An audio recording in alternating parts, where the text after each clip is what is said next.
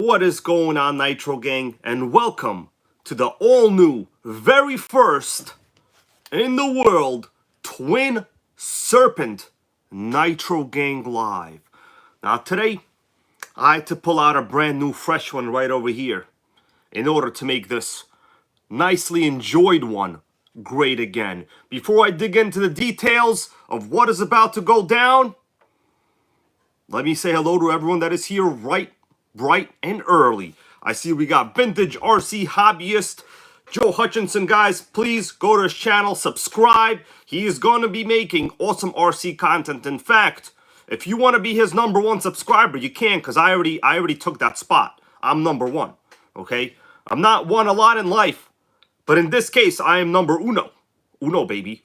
YouTube, how you doing there? We got Dodger Boy from Compass RC Nitro, Lotus 420's here with us, RC Adventures. Let me wait till the rest of you guys here show up in the stream.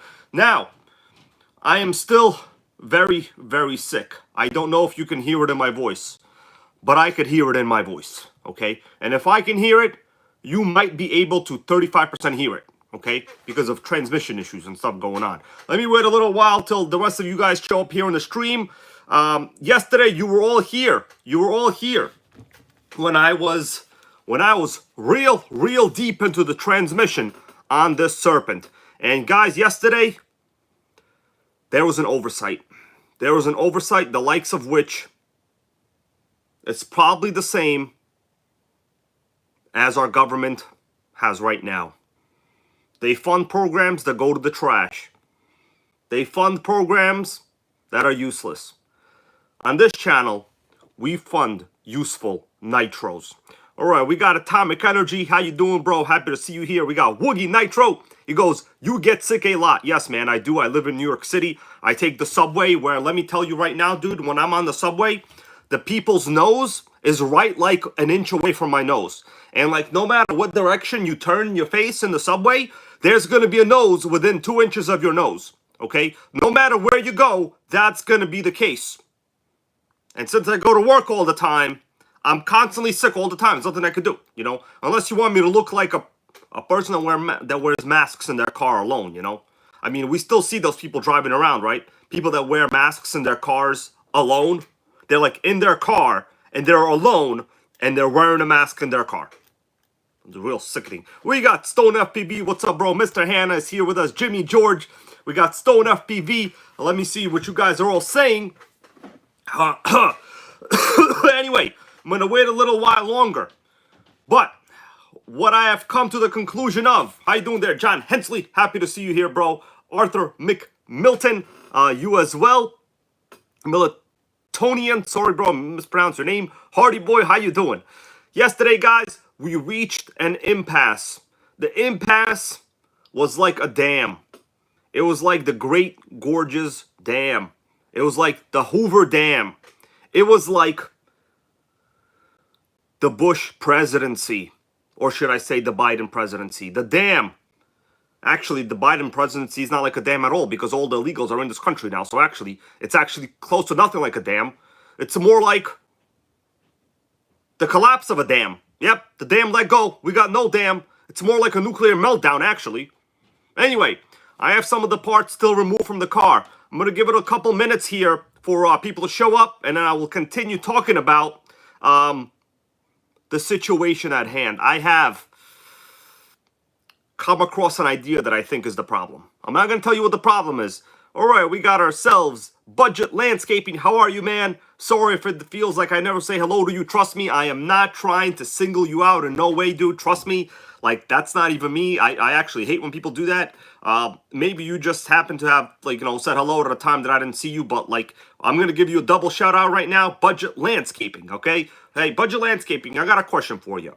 If a person has a yard in front of their house, let's say 20 feet by, you know, 20 feet of, like, space, how much do you think it would cost to cut that lawn every month? I'm just curious, you know. I'm asking for a friend. Okay? Just curious, Budget Landscaping. What are we talking, like $100 or something? Because, like, I have rocks, okay? But the problem is, dude, it's kind of hard to maintain the rocks. What happens with the rocks, like, stuff grows through the damn rocks. I have to go through the grass constantly, like pick little things out with my fingers. Anyway, oh my God, Lotus 420, $500, dude. Come on, are you kidding me? That's more than I pay for the air conditioning. They'll destroy my ass right there, man. What's up, Benjamin Martinez, guys? Everybody today. Benjamin Martinez, congratulate him. He picked up a sickening vintage 10 scale Nitro. I'm not gonna say what it is, but it might be featured on the channel sooner or later, depending on when my cold goes away, okay? But he's out there making it great again, so special thanks to him for making those old Nitros awesome, okay? Everyone always says, what can I do? What can I do? Well, there's really only two things you could do. You could buy new Nitros, like this brand new Serpent, which in case you want to get it, this one is mine, right? I've never broken this one in. You're looking at it as it will be taken out of the box. It is beautiful. It is freaking sickening. And it's only like in the low 400s, okay? It's great. The Nitro Bug, how you doing, bro? Happy to see you here. Let me see what Rink's saying over here. He goes, spray the rocks with a mixture of Epsom salt and white vinegar. Okay, that's a good idea. That's a good idea, dude. I literally spent like, well, okay, well, I didn't do it this week because I was sick, right? But like normally, I have to be outside there crawling on my hands and knees, taking shit out, you know? Damn. Anyway, let me continue. We got a question here from Haywire RC. He goes, hey, Hybrid, I was driving my LST today, and air bubbles were in the fuel lines, causing it to lean out. The most obvious thing it could be on the LST is your fuel tank. Have you 100% checked your fuel tank? Like, we're talking 100%. You gotta blow through the fuel tank. Sometimes those seals go bad. Also, the LSTs have, I would say, the world's worst primers.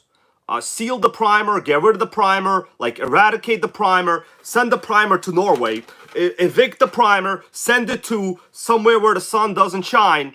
Hopefully, it's that. It's almost usually the primer on the LST. What you can do as a little troubleshooting over there, Haywire, bro, is if you want to just get rid of that tank, just to troubleshoot, you know, put in like a fuel tank that you trust, maybe from like a Revo. I really trust the Revo fuel tanks. They have very, very tight seals. Put in the fuel tank from a Revo and see if you still get those fuel lines. Obviously, you know, just like idle or whatever, however you want to do it. I would highly recommend you do a little bit of troubleshooting. That will lead you in the right direction and probably point you in the direction of your fuel tank has a leak somewhere. More than likely, that is usually the case. What's up? We got Terra Curry here today. He also today did some crazy hardcore investigations, chasing the perfect mid-speed tune on an OS 11K carburetor. All right, it looks like everyone was getting busy while I was down here with a pair of twin Serpents. I mean, that's all that happened, okay? But I'm going to give it a little bit of time here, guys. You might remember yesterday when I was working on this two-speed. Remember how I said the gears were very, very, very close? The gears are very close. This is not the correct assembly of the gears. You see these gears? They're too close. It's not supposed to be that way. In a little while, when a couple more people show up here in the stream, I will show you the way the gears should be positioned. Actually, I consulted the manual. The manual wasn't very helpful in this regard because the way they printed it with the shadows, it was like literally the world's worst shadows in the pictures. I had to consult my very own Serpent for that information. But let me go to the chat right here. We got Just Joe, my buddy. How you doing, man? All right. Various happenings with Mr. B goes. It will be an all tracks a season. Revo, Slayer Pro, and the T-Max. I'm happy to hear that, man. I'm happy to hear that. I know a lot of us out there, you know, we like the vintage Nitros. But the thing is with those sometimes, you can't really run them how you can run something with part support. It's just something that we kind of all have to like face the facts, okay? You have to stare the pie in the face and take a chunk of the blueberry pie. You just cannot run a relatively old Nitro how you would run something that is brand new. And also something that doesn't have good part support. Now, I was just talking to John Hensley over here earlier about the USA 1. Quite a while ago, he asked me what truck to get. I told him, bro, at the time the USA 1 was still sold. Now, Kyosho has killed the USA 1. They're gone. They're done. You cannot get them anymore, just like grocery bags in New York City. I don't know if it's the same around the country here, guys, but I'm going to tell you something. When you go to the grocery store here, you have to pay for bags. Is that how it is in the rest of the country? I'm not quite sure. Maybe it is, maybe it isn't. But you also have to ask for straws at McDonald's, okay? I'm serious. Brian Schumann, how you doing, man? Happy to see you here. Mark DiVincenzo, how you doing? He goes, missed the stream yesterday, but today is more or less a continuation. I'm going to be chasing a real bad situation with the Serpent. It's real bad. Hellfire, how you doing, bro? He goes, how do I run the LST even with no part support? That's a good question over there from Hellfire. Actually, if you guys want to see some sickening stunts, backflips, I have a couple really good ones. Well, you know, Hellfire, there's people that are like over here in life, and then there's people that are over there, you know, like they're off camera. You're one of those that is like off camera. You have good luck with things. You take care of your RCs. They treat you with respect because you treat them with respect. That is kind of how it works. All right? Sickening, sickening. KGM, happy to see you here, bro. He goes, another Serpent situation. Yes. After a little consultation, actually today with KGM, I sent him a couple pictures about this particular Serpent through Facebook. And we both agreed that I got a situation. But then I realized, bro, I bought one myself a long time ago. Let me take it out of the box and take a look at what is missing. And you know what I came to discover? There's an assembly error. There's a big, fat, droopy assembly error. We're going to take a look at it in a little bit. I'm not sure if I'm going to actually test it today because I'm like real sick right now. I don't even think I could go outside right now. Okay. I'm going to see what the rest of you guys are saying. Yeah. I was talking to Tara Curry today. And he goes, did I call KGM? And I'm like, yes, man, I texted her before. Well, on Facebook, you know, like, not through phone numbers. That's like, you know, who does that anymore, really? Well, some people do. Okay, some people do. Let me take that back. Some people do. But, a couple minutes. I'm going to show you guys the details. I have put together the battery case. The original battery is installed here, so we can hopefully, if the transmission is solved, it will be hopefully fixed. As I say, hopefully, because you never know. It's a Serpent. There's freaking surprises all the time. But I will tell you, if you're looking to get a 8-scale on-road GT car, this is basically going to be your only option, right? And yeah, this is what it's going to look like out of the box. Like right over here, I'm spinning it, okay? It's going to be really your only option out of the box. There's really not any other options anymore. Unfortunately, the Kyosho GT2 is gone. They killed the GT2. You cannot get it anymore. The Hyper VT, I'm pretty confident they're pretty much discontinued. Or their stock status is non-existent. I don't know. But this is a great chassis for the price. I think like what, low 400s. You get a 2-speed. You get pretty much, I would say, a Novorossi level engine. 0.21 pull start. Woogie Nitro goes, get the steel gears. That would be very useful as well. But with proper gear mesh, it should be fine. All right, but anyways, we will actually have to take this body off in a little bit. I'm just kind of keeping it on camera here because I know a lot of people probably haven't seen these with the body on. Let me see what you guys are saying. All right.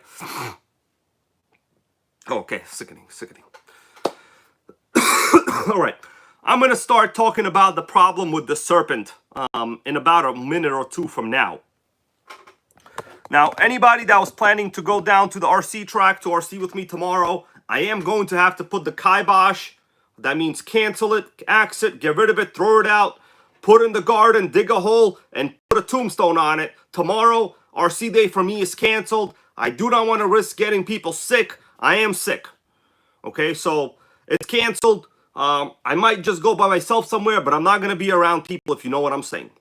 Okay? All right? That's what I'm saying. Okay, we got about 60-something viewers here. Gonna wait for some more people to come in the stream, and we'll get down to it. All right.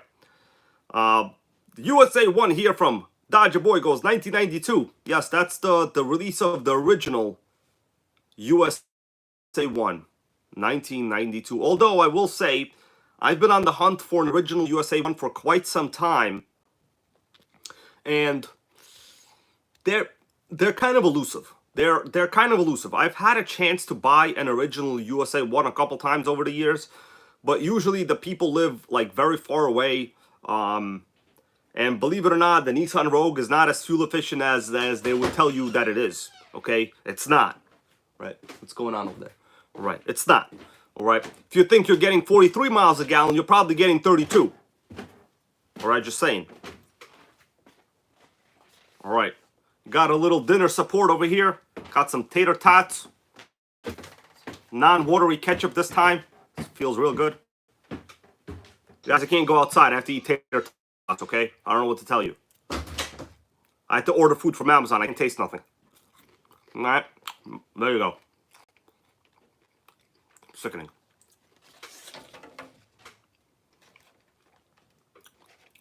I would love to see what they taste like. I have no idea. Yeah, Woogie man. Tater tots again. I can't go outside, okay?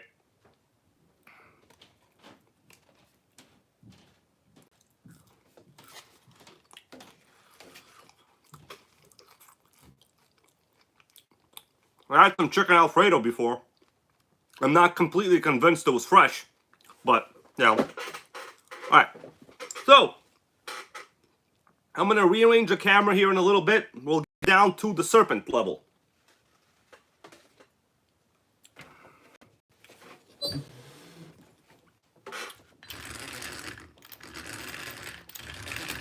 Yes, that is the gear mesh you're listening to. You hear it? It's real bad. There's a reason why it's like that. What's going on there, Oscar Quendo? Happy to see you here, bro. You guys, say hello to Oscar Quendo. You saw him in the last week's Nitro Gang at the RC track. He was running the Serpent rich and loud. I have one in the shop today. So, there's a problem with this one. I'm going to get down to it. You'll see what the problem is. For anyone that knows about 2-speeds, you would know that assembly is very, very important. The assembly on this one is not good. Sorry for that. I'm sick, you know. Can't miss an opportunity to do a stream, though. I'm going to say that. Woogie Nitro said never miss an RC event. No matter what. And you're right. But, you know, that is true. You are right on that one. Okay.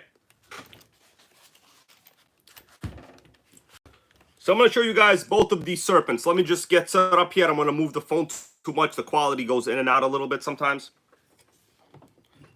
So as I said, this one is 100% totally brand new.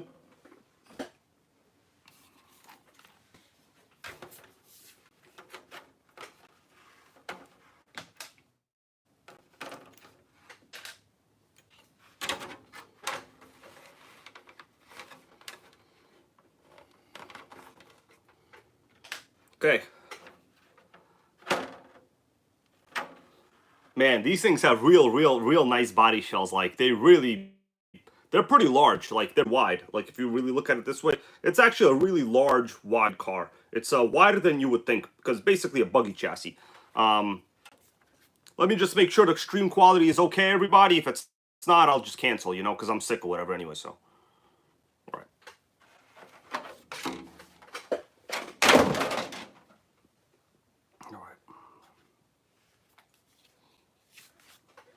I'm going to put them up side by side. Give me a second.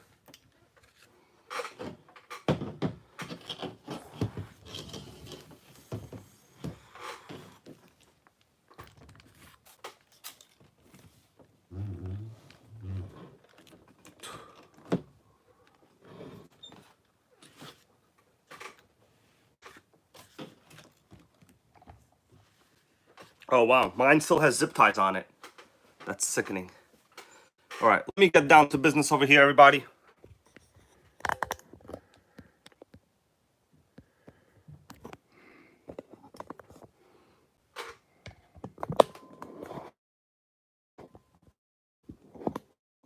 So you're looking at the broken one for now. Give me a second, I'll adjust the lighting and we'll get some better action. All right.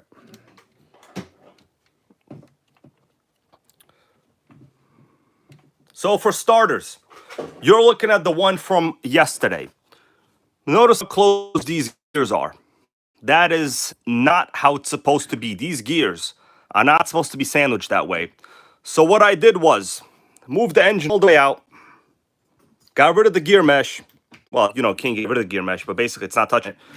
And there is a ton of friction in the drive line. We're talking the car does not roll smoothly at all forward.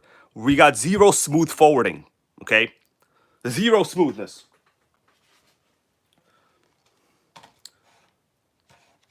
So anybody have any I would say I know the solution already. I basically already have done some evidence-based research.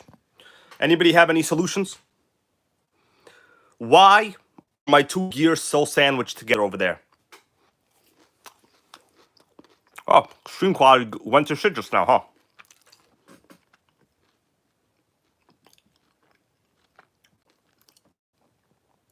Let me refresh 1 second, guys. If it's bad, I'll yeah, Michael Inzatari, how you doing? He goes, built wrong. Now, if I polled the audience, I would say you're correct. All right, I'm going to wait for the stream to get better. All right, should be okay now. What's up, Brent? How you doing? All right, so it does appear to be built incorrect. Let me show you it should actually be. I'm going to move the camera a little bit. This is mine. Right, this is another one, brand new one. Notice the gap. What's up, KP man? How you doing? And look how freely mine spins. There should be a gap right here. Yep. Terra Curry, I think you're on the money right here. Second gear is facing the wrong direction. So the second gear in this case would be the smaller gear. All right, what's up, CJT? How are you, bro? This is mine. It should spin freely.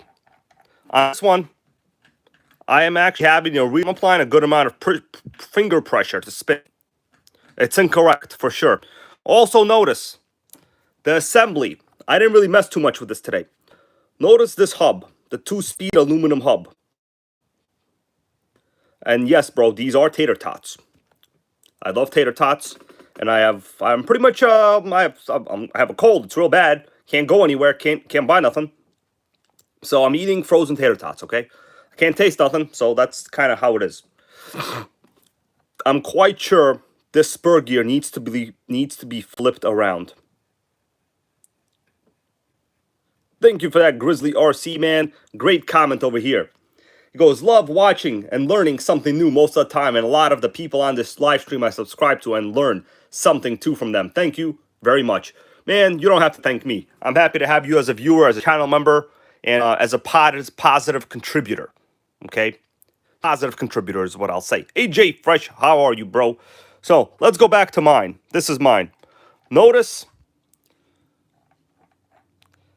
my aluminum 2-speed gear hub does not stick out as much. Like where the screws are, it does not stick out. Joseph Katarba, how are you, bro? He goes, Taco Bell, hot sauce needed. Unfortunately, man, even if I had hot sauce, I wouldn't be able to taste anything. I lost my taste for like literally the past 3 days now. Can't taste nothing. It's real bad. Just eating some tater tots over here. You know, what can you do? What can you do? Boom, there you go. Air fryer, of course. All right. So you guys understand the situation? We have close to 100 viewers here. If you can, please give it a thumbs up. We need it to spin freely. So let me get rid of my brand new Serpent, and we'll go to work again on this driven one. Right?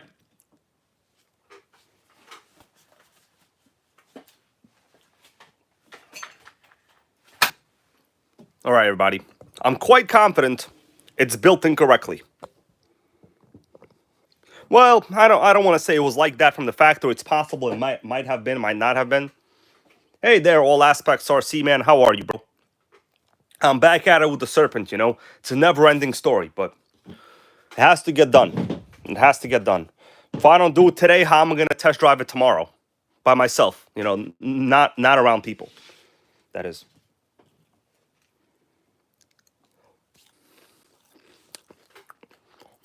All right, so that's the situation. I'm quite sure this is misassembled. Quite confident this part over here should not be sticking out that much. I think this gear needs to be flipped around. That's what probably needs to happen. Quan Bills, you are correct on that, man. You are correct. And I'm proud to admit it. Guys, if the stream quality is bad, I'll just end it. But if it's good, I won't end it, you know. But if it's bad, I'll end it. Okay. So at Vintage RC Hobbyist goes, thumbs up helps the algorithm. That's a very good play on words right there. I like that play on words, dude. I actually read that, and I got it as I was reading it. Sickening. Now I have a slightly above average IQ, you know. And by that, I mean a lot above average. All right, so what I'm going to have to do, I'm going to have to disassemble all of this again. Let's get down to disassembly. Again, it's one of those times where you need a couple of these RCs to kind of understand what the hell's going on.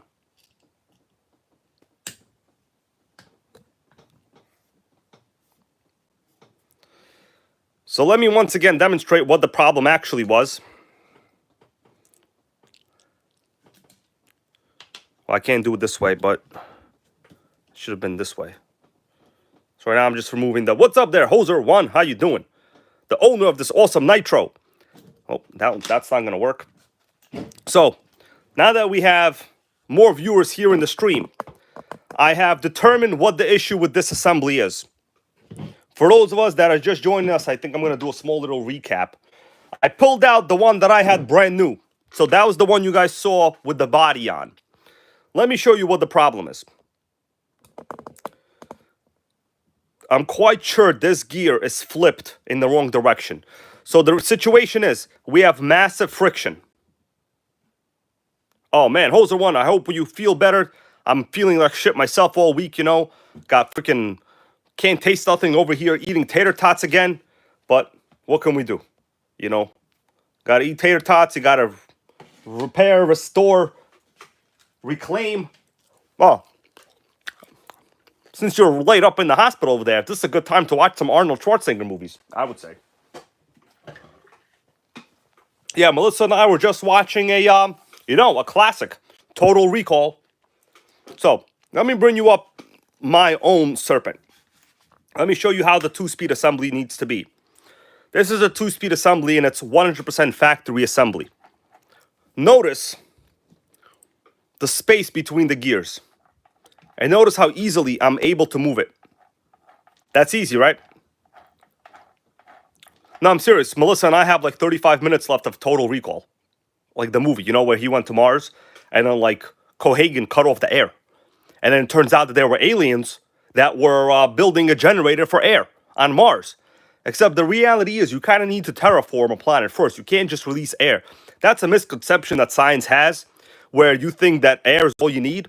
Air is actually just one of the elements that you need for sustaining life, or at least duplicating a atmosphere that we know will sustain life, okay?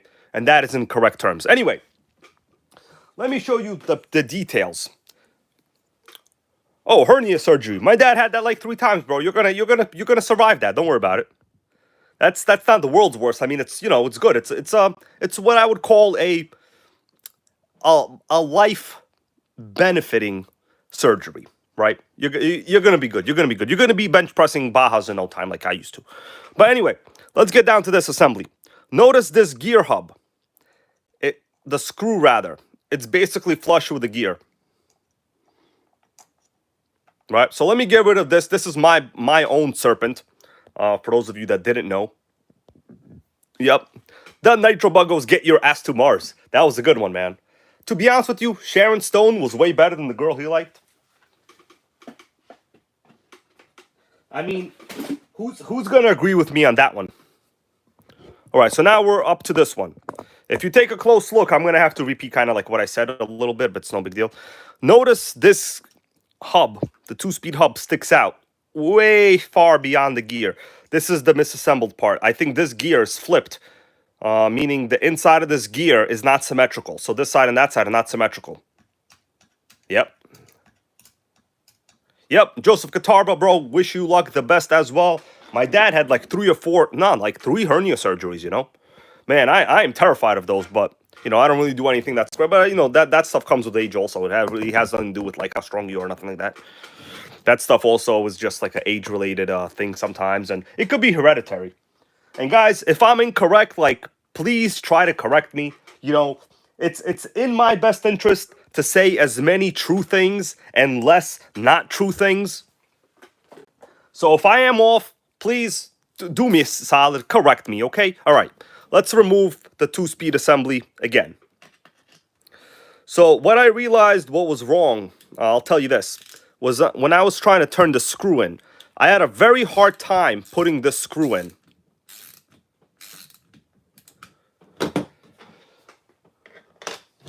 Let me get the proper screwdriver, driver over here. All right. Yeah, what I realized there must have been a disassembly error is because I had a real hard time getting this screw into the diff housing. It's not really called the diff housing, it's called the 2-speed housing. What was happening is, no matter what I was doing, you guys see if I zoom in real tight over there, it doesn't line up. You see those screws? I know it looks like you can like jangle them in, but what happens is you create so much pressure on these gears that they don't turn. And this was a telltale sign that there was a misassembly somewhere in the middle. So, for sure, misassembly. Telltale sign. Damn, I gotta stop saying cliches. Okay.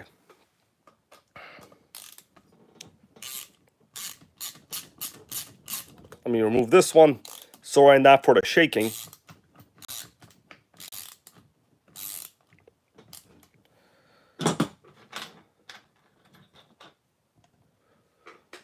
Where's that other screw is the question. Oh yeah, here it is.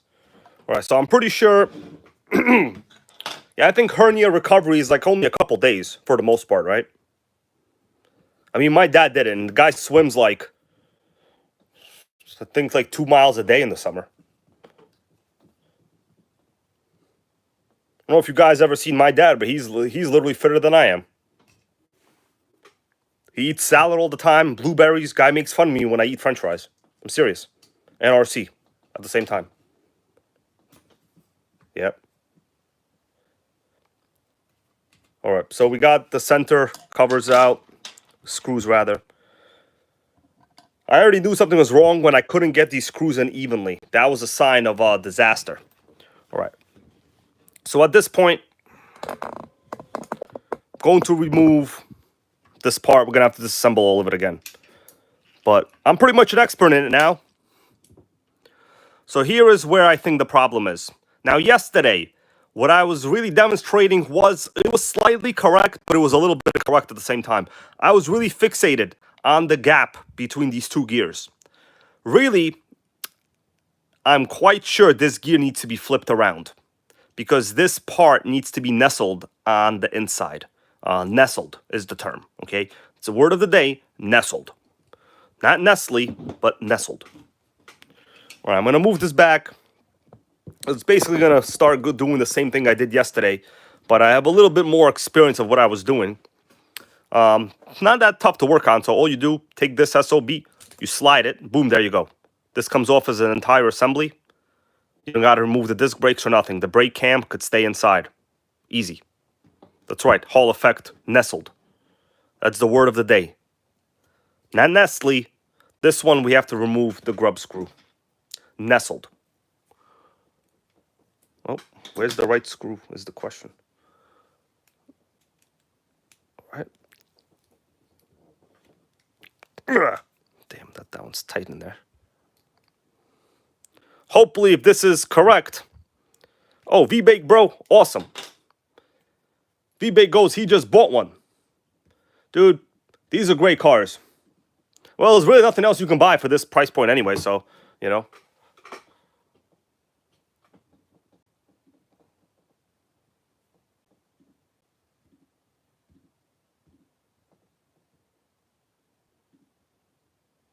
Let me go back to the stream. Sorry, I forgot where I was. All right. I'm going to remove this part now. This will all just slide off together. Basically, it's also nestled. Watch how nestled it is. It's super nestled. You see that? Nestled like Nestle. Okay. At this time, we will need to once again break out the manual.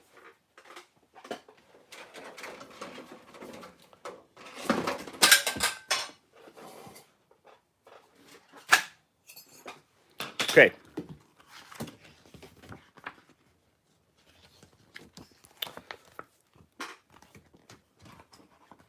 All right, the manual's out. I'm going to let you guys reference it a little bit, but basically, I think the problem is this.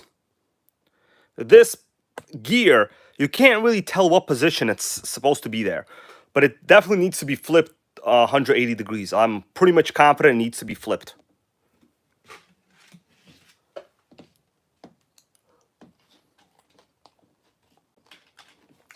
All right.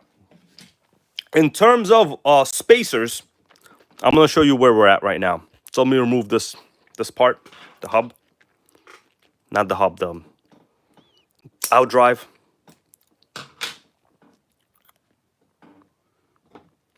All right, bearing. There's no way you can mess up the bearing. They're pretty much the same, front and rear. All right, now we're going to have to slide all of these parts off.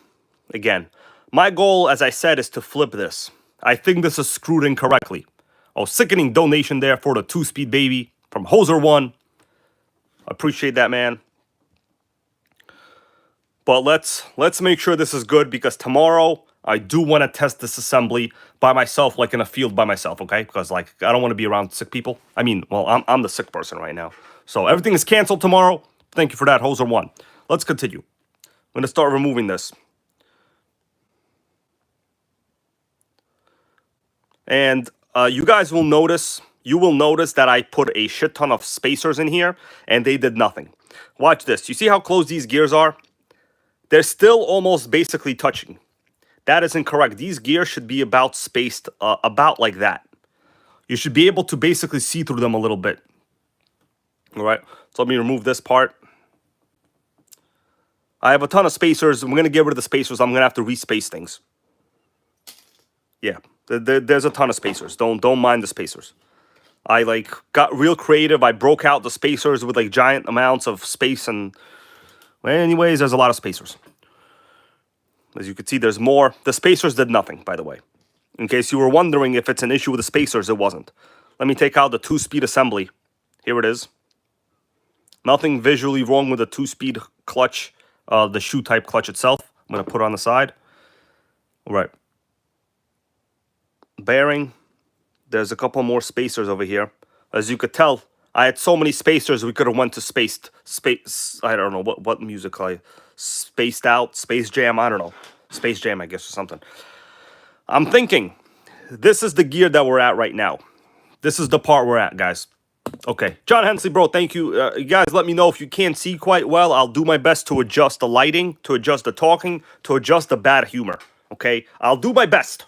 Please, just let me know. The goal is to fix this and to at least make it somewhat entertaining. I think the misassembly is this issue. I'm going to remove this part, flip the gear around, and assemble it to the other side. I think that's what we're going to have to do. Because I don't think that this is correct. This part should be recessed in the gear. And it looks like we have nubs over here, right? Nothing was going into these nubs. There's nothing on these nubs. And actually, as I'm looking at this illustration, I should have noticed yesterday. I think this nub that's on this side right here, that's definitely facing the other direction. You guys agree with me? What's up there, Pizza and Nitro? How you doing? Major revelation. Overnight actually went down. I think this gear needs to be flipped around. As you could see, this nub, what I'm pointing to over here. Damn, I need a laser pointer. Melissa, get me my laser pointer. Melissa, I'm not kidding me. Bring the laser pointer, please. So we're going to try to get it to flip around. Because it's not positioned correctly. Yeah. Melissa, laser pointer, please. Right. So let's take this off. It's definitely incorrectly assembled. That's why no matter how you shim it, it won't really do anything. Yeah. But it's an honest mistake. I've actually come across this myself like before on like a Revo. Well, not really. Yeah, the thing is the Revo has kind of a symmetrical gear, spur gear. If you kind of put, I guess you could flip it around, it'll still work, but like, you know, your screws won't go in that well. But let's just do this. We're going to flip it around. We're going to try to swap the assembly. Oh, Nitro Bug, thank you, bro. He goes, I've got the highest revving engines in the Nitro gang. That, man, I can definitely confirm because I watched your videos. And, dude, yeah, your small block engines hit, like, the highest RPM in the quickest time I have ever heard of in my life. I don't think you ever told me what blend of fuel you're running. That would be interesting. Okay, let me get this out for now. So here is the actual hub. This is what the two-speed engages into. When the shoes open up, this is what engages into. So this is how we had it. I'm going to open it up. I'm quite confident. Yeah. It definitely should have been this position. Let's see if the bearings are seated correctly. Yeah, the bearings can't be incorrect. It's literally two bearings. Okay. So I'm going to flip it.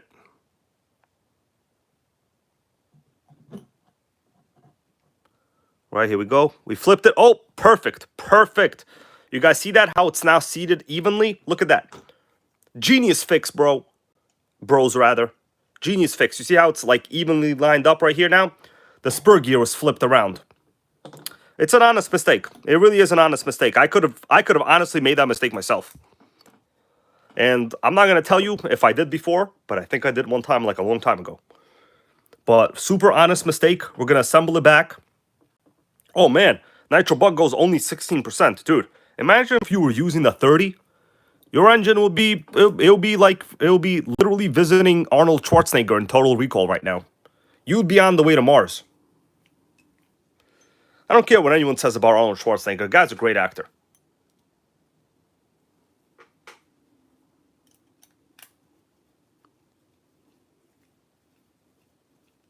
All right, let me put this back in. Let me zoom out a little bit. Make sure the tension is tight and right. As Jeff from Eastside RC says, tight and right. That guy's a nice guy. I got to promote his channel a little more. I've been slacking. Hoser1 goes, I changed that gear. So yeah, you might have not installed it correctly, which, dude, I've done before, like multiple times. Like, they're really looking in the manual. It's honestly real tough to tell that it's supposed to be positioned this way. But like, this is for sure the correct positioning. Like, that has to sit flush with this part, right? All right. So really, it's kind of hard to even tell. Like, they should have done a better picture quality with this picture on the manual. All right. So at this point, we're gonna assemble all of this stuff back. I'm assuming that these are the correct.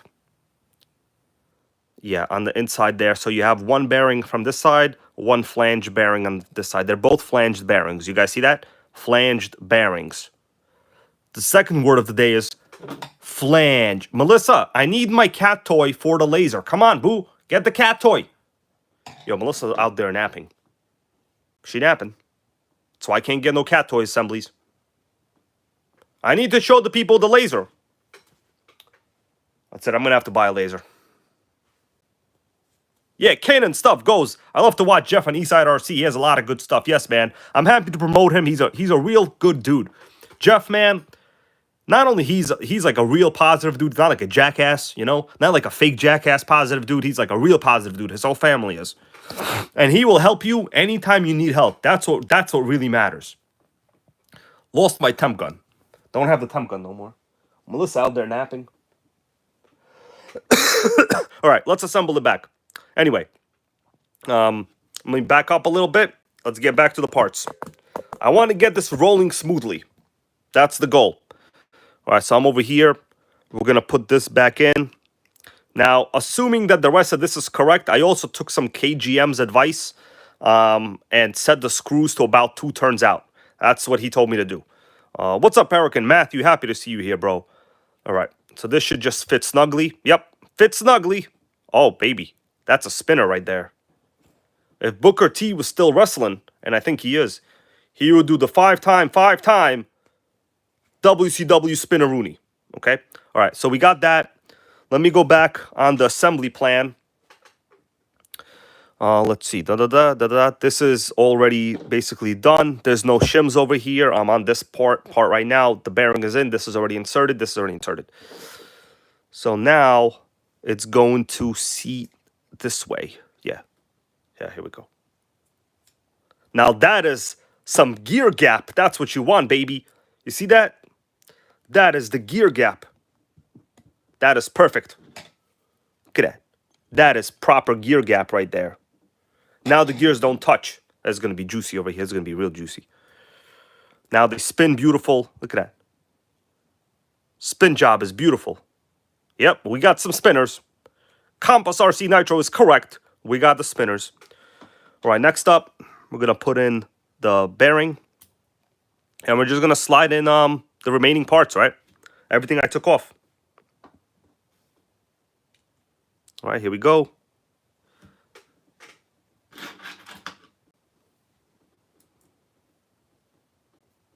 Not going to super tighten it. Oh, brake fell out. It's a little fidgety over here, but it's fine. It doesn't really matter which way this goes on because it'll get positioned either way. Sickening. Okay. Boom. That's in. Okay. This part is in. Disc brake is in. I'm quite sure that this is okay. Disc brake tension. I might have to work on a disc brake tension later on. Let's get to the other side of the assembly at this point. All right. Now, needless to say, as I said, guys, I haven't really done much on the two-speed checking. We're just making sure the assembly is correct. And so far, it seems adequate. Okay, over here, it kind of looks like it's telling me to do two shims. It looks like it's telling me to do these two shims over here. So I have two shims, and they definitely seem to be going in that position. So I'm going to put two shims. I mean, they do seem to be exactly the right size. I'm going to put them in.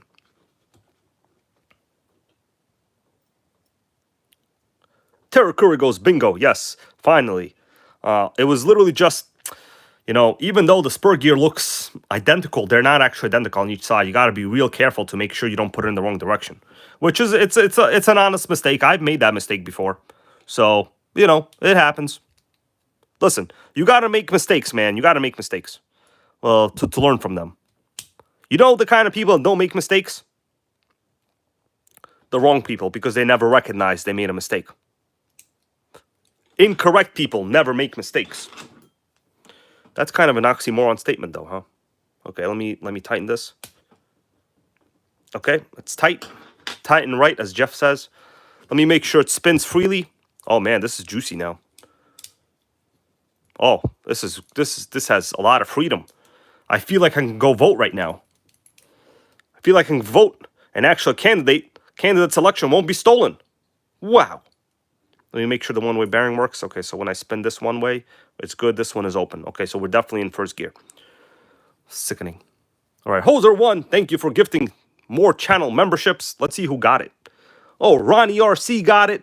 Highly deserving member. Highly deserving. Who else got it? Silver Stacker, highly deserving member as well. Oscar Aquendo, a top-level deserving member. Top level. Pitbull Air-Cooled, the luckiest member of them all, but also super deserving. Slick Trick RC with Wally also got a membership. Sickening. Yeah, you guys always watch and comment. I'm happy you guys got the membership. I think it's like a random thing. There's no way like you can control who gets it, you know? So thank you for that from Hoser1 and John Hensley. Thank you again for that channel donation as well tonight. He goes, thank you for all the great Nitro videos. My pleasure, man. You know, I don't want to go back to like, you know, why I started this channel. You guys all know. Basically, I wanted to watch awesome RC videos. That was literally the reason why, you know? So, there's nothing else to it. And let's see. We got Carol's World Official. How are you guys? Good morning, Hybrid, Nitro Queen, and everybody. Carol's World Official. Where are you from in the world? I'm assuming you're from the Eastern Hemisphere of the world. So I'm going to say outside of North America. All right, let's assemble this back. It spins freely. I'll have to adjust the brakes as we keep going, everybody. Thailand, that's right, guys. I knew it. I know most of my geography. Awesome. Thailand, we got a lot of viewers from Thailand, everybody. I would love to go visit Thailand one day. I don't know if you guys knew this, but when I was a student in college, Sluggos RC, what's up? A2RC, how you doing? I did a half a year of study abroad in China, Shanghai, China. Loved it, loved it. Of course, these days, don't know if I would love it, but I loved it back then. All right, let's put this brace back on. Gotta say, the assembly quality when it's assembled correctly is freaking awesome. Yeah, Hardy Boy goes, Nitro's huge over there in Thailand. Thailand, damn, why did I say that incorrectly? Oh, yeah. Dude, they love the Nitro RC. Well, Thailand, you know, the Vietnam, the Eastern Hemisphere in general, has access to RCs of many, many different brands outside of America. Here in America, we're mostly, I would say now, kind of brand loyalists. But outside, then you give those guys a Nitro and they'll be your BFF for like 8 years. Here, they want a freaking name brand Nitro. They want you to give them a Slayer in America. Here in America, we are entitled now, you know? Hey, listen. Everybody will get to that level one day, right? To a degree. All right, so this is assembled. I mean, I'm pretty satisfied. It spins. You see that? No issues anymore. Let's put this back in. Yeah.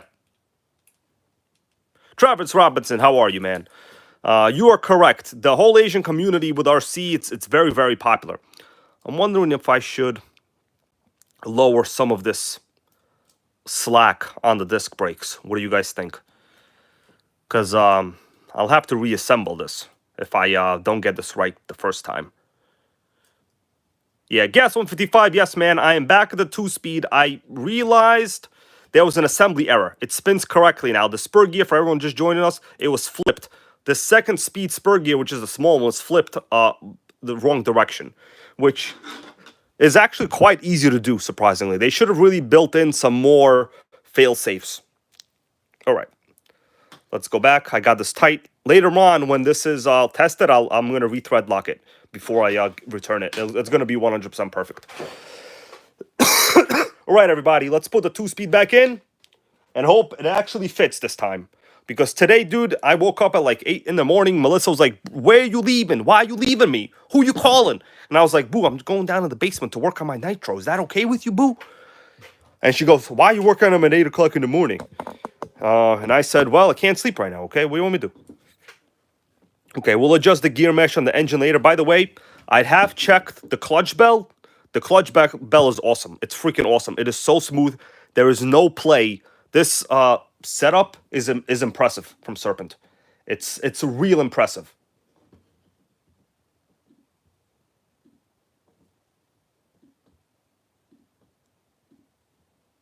Okay. Real clean, impressive setup. The gears look good. I don't see anything really wrong with it. Let's put this back in. Then we can finally assemble this whole thing, and tomorrow I could do a little road test.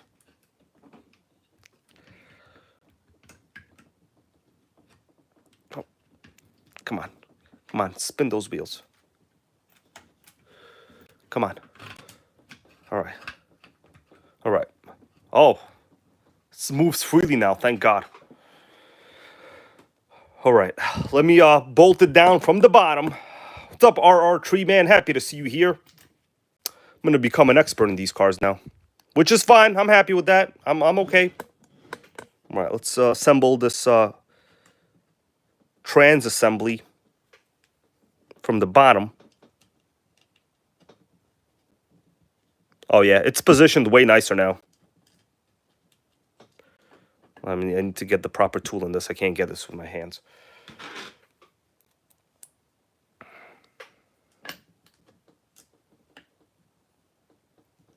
Okay, that one's in a little bit. The other one's seat. What's up, the Pine Rican? How you doing? Did I pronounce your username correctly there, man? I'm sorry if I didn't. The Pine Rican, I think. The Pine Rican. Yeah, it seems correct. All right, got 2 in so far. Man, if I'm able to get no friction, it'll be great. I know it doesn't seem like a big achievement because I haven't really even gotten to the 2-speed really, but this is actually a pretty large achievement because this thing was not moving at all.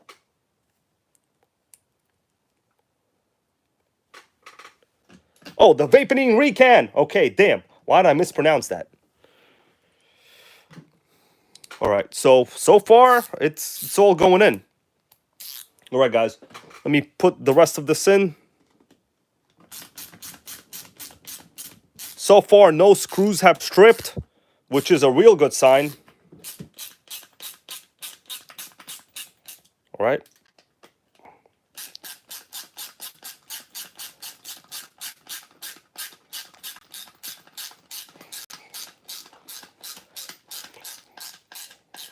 Whoa. It spins. Oh, sorry, guys. I had to hold this off the table so it wouldn't shake. That's why I seem out of breath. I'm literally holding this up with my hand and turning it in so the camera doesn't shake. I have to buy like a new camera support. There's something up with my camera support. All right. Oh. Those forearm exercises are coming in handy. Forearm exercises, bro. All right. Tight. Tight and right, as Jeff would say it. Tight and right. All right. Let me put this down. Oh, yes, baby. We got ourselves a roller. Dude, it wasn't even rolling before. It actually rolls smoothly now. Sickening. Can't believe it. I spent all day freaking doing this. Oh, Michael Graham goes, Chuck Norris would take out Schwarzenegger any day. I would say I agree with you, Michael Graham, because like Schwarzenegger is just a bodybuilder with probably really bad flexibility.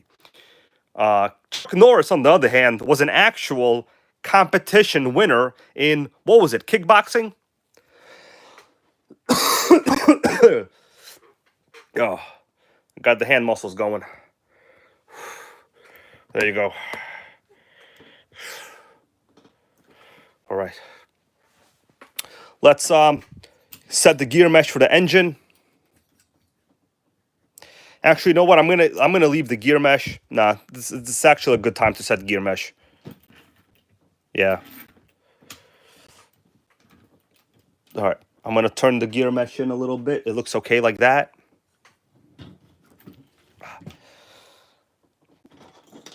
Let me just do it this way a little bit. Tighten it up. I'll check it. Okay. All right. Gear mesh seems adequate. Let me just check. Yeah. Let me give you a good zoom in over there. Probably won't be able to see it because of the way the lighting is. And like the angles that I'm kind of doing this video at right now. It's not very copacetic for gear meshing. But if you take a look, it's not bad. We good with that gear mesh?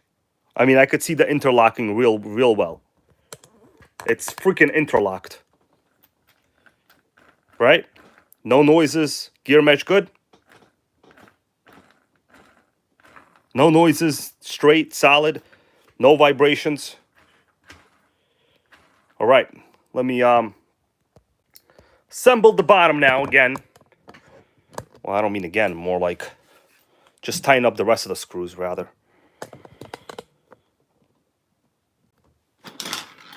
So, right now, nothing's really thread locked, but later on, I'll do my best to make sure that it's good.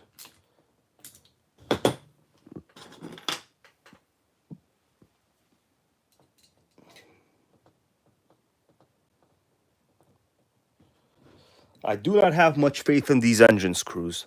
I have a feeling these engine screws will strip.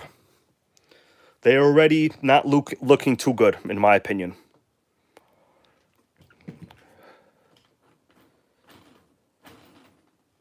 All right, I'm going to leave it how it is for now. They're not looking too good, in my opinion, so far.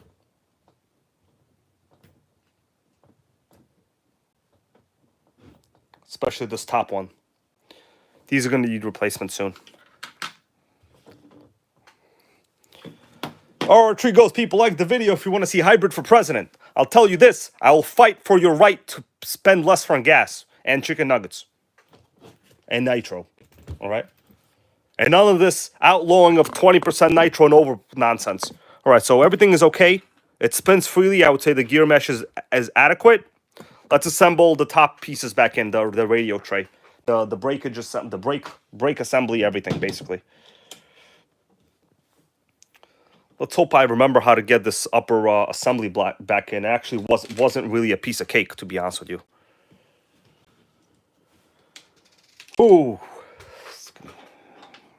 So I'm thinking I'll put in the battery tray first.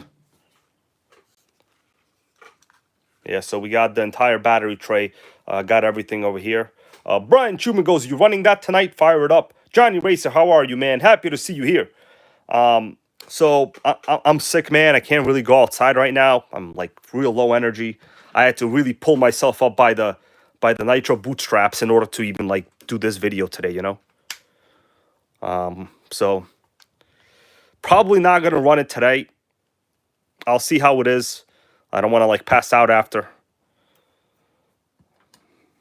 I basically spent half the day in bed.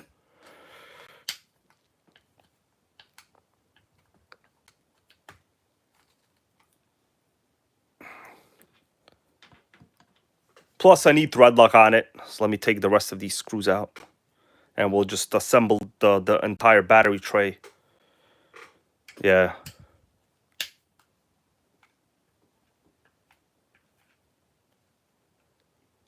We got a question from Travis Robinson. What is that thing hanging off the pipe? That is called, you're referring to right here, the exhaust deflector. That's called the exhaust deflector. Exhaust deflector. Dubro makes them. Don't really buy the cheap Amazon ones. They suck. What you want is like a proper Dubro one. Or if you're lucky, use like the Traxxas Revo one. But the thing on the pipe is called a stinger, where the exhaust comes out of. And the silicone piece is called a deflector, exhaust deflector. All right. Let's put this up a little bit.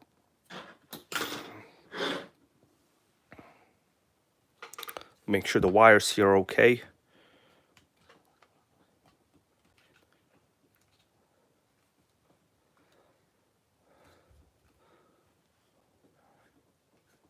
Mark DiVincenzo goes Buffalo Bearing. Benjamin Martinez, thank you, man. It took a little bit of time. Honestly, I'm lucky I had my own Serpent to reference for this, because this was, you know, the car rolls beautiful now. Before, it would have killed the spur gear right away. The 2-speed gears, rather. Let me assemble this, and then so basically I still have to get the radio adjustments all done. So this is still going to take me a little bit of time. I'm just doing this with you guys, you know, hopefully you appreciate the entertainment. If not, you could tell me, that's fine. I understand that. All right. So pretty nice setup. Got a really good high quality ProTech servo. Yeah, Tara Curry. So today I woke up at like kind of early in the morning. Went downstairs. Pet Sandy gave him some food. You know, he meowed like 3 times. That's all I get from him. He just meows 3 times at me. He only meows at Melissa now. I guess he found his favorite. And came down here in the Nitro Gang basement and started working on the Serpent, man. And took me a while to actually, until I pulled out this new one that I had. I couldn't understand why those 2-speed gears were that way.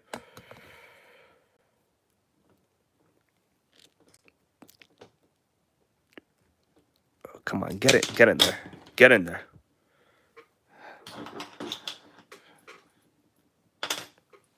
Thank you, Brand Compass RC Nitro.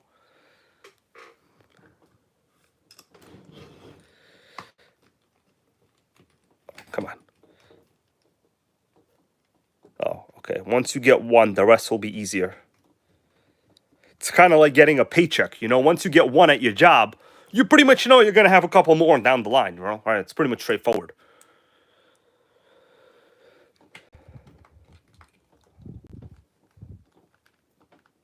All right, I'm just going to lightly thread them in.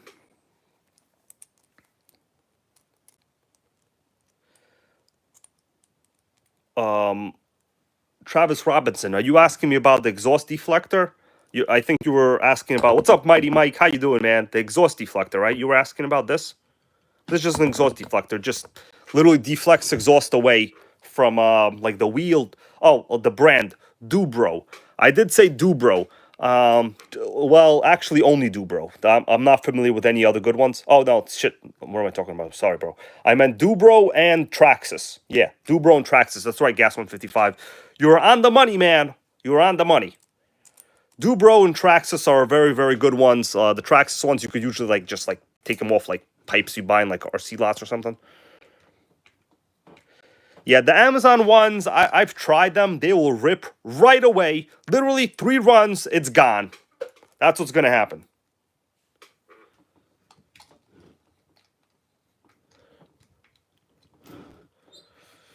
All right, one more screw somewhere over there. Yeah, right here. I'm going to just thread them in.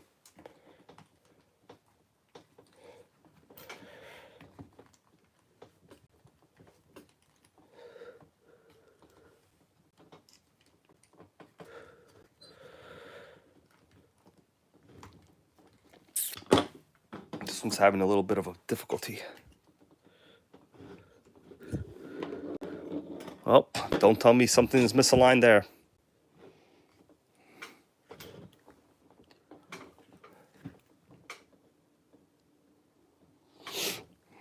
Something misaligned there? I don't know. So what happened is I broke my regular driver. That's why I'm using my hands.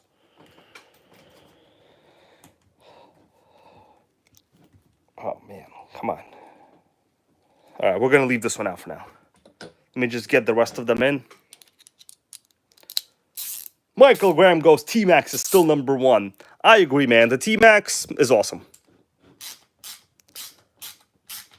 Ain't nothing wrong with a nice T-Max.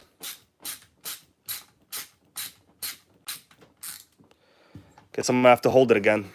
I have to hold the whole chassis up now for the screw job.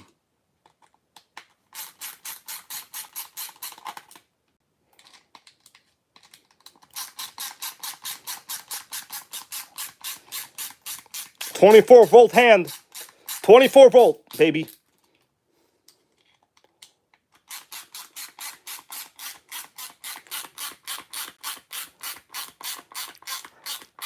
Ah, yeah. All right, 24-volt hand, but only enough stamina for 2. That wrist action, man. RR3, gotta have that wrist action. You know where I learned the wrist action from? The Jean-Claude Van Damme movies. Kidding around.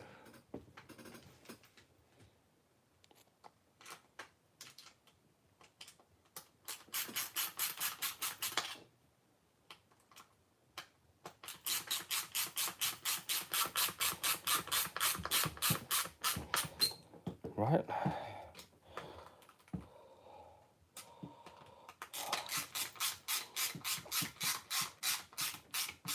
I'm good. One more here. The rest I'll do later.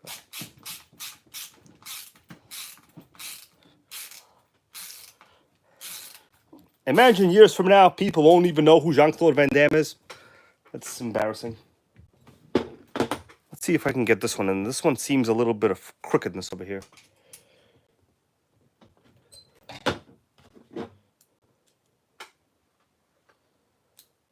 Thank you guys for being here still with me, you know, Saturday Night Nitro. I know we all have plans. Damn, this one is tough to get in for some reason. It's like a little bit crooked.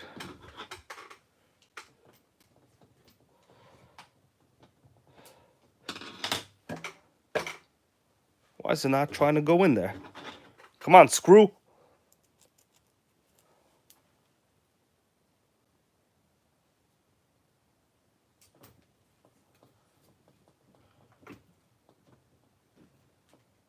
All right.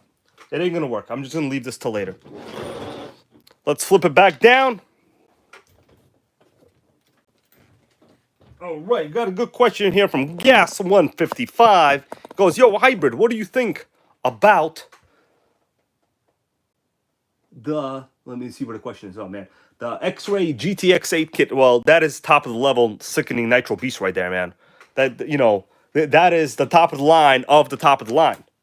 It doesn't get any more top of the line. That's like the Maybach of the top. All right, so we got the radio gear on the side. Basically need to center all of the servos because, you know, everything was flipped. All right, radio on, electronics on. All right, so we got steering. I'm going to connect the steering first. In the background, I have the FlySky GT5. All right, I'm going to give you guys a view from the top of the space shuttle. All right, so the steering servo is just a stock servo. And we'll adjust all of our EPAs, servos, everything. Okay, so model memory is SERP. That's what you want it to be. Where are we at on the throttle? Center, everything is good. Okay, SERP, baby. That's what you want.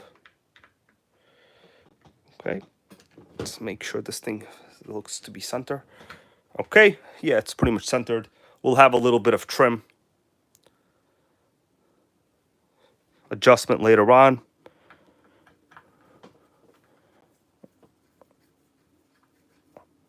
Okay, this is in. Check out the steering. Oh, whoa, we got good steering. This is factory steering servo. It's not bad. It's not bad at all. That's pretty awesome. Got a question here from Mark Nugent. How are you, man? The question from Mark is, what kind of pull cord do you use? I keep breaking mine. So this is just, how should I best answer your question, man? This is the standard pull starter, right? So it's not like I converted anything. Nobody converted nothing. You really should not be breaking pull starter cords, right? And I'm actually happy you asked this question, bro. So thank you for that. I appreciate the contribution. It's a valuable question that I can answer. If you have an engine that is so hard to spin over, don't try to pull the cord and try to break it, okay? Because I understand you're not trying to break it. It's not like you're trying to break it, right? That's silly. I don't mean to say that. But you should loosen the glow plug a little bit, right? That will lower the compression a little bit upon startup and preheat your engine. Now, there really should never be a condition when... What's up, Anti-Hero? How are you? Yes, roto start is awesome.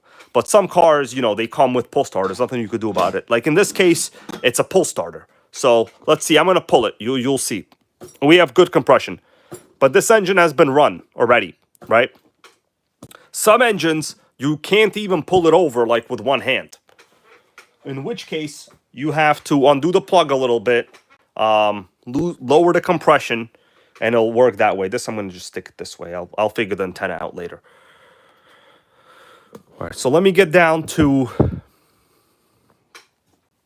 the assembly of the brake system. This is going to be a little hairy because I disassembled a lot of parts here as I was doing this, actually. All right, but let's hope I remember how this goes together. All right, so this was, I'm pretty sure, positioned this way. Yep. Yeah, this is supposed to be straight. I'm quite confident this is supposed to sit like this.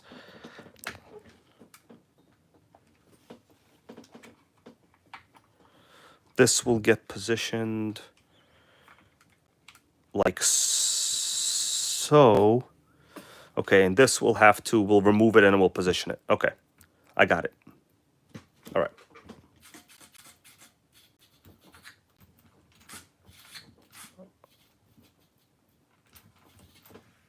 All right, so we have to reverse.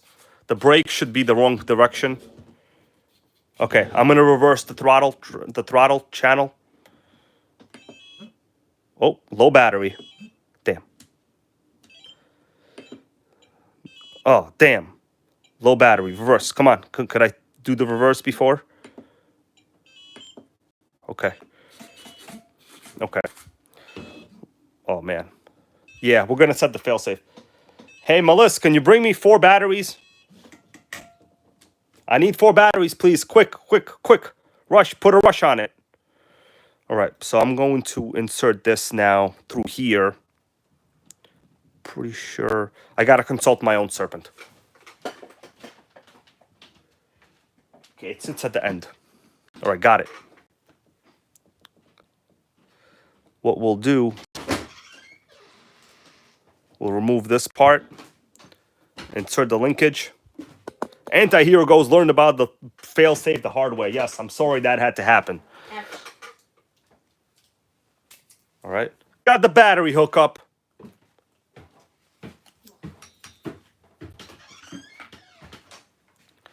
All right, let's figure this out. This will go in here. Pretty clever. Very, very low friction throttle setup, actually. That's pretty clever. And low friction. I like all of that. All right. This is good. All right, let's assemble this back. Michael Graham, I feel like you need a 3.3 T-Max, bro. Come on. You got to get one.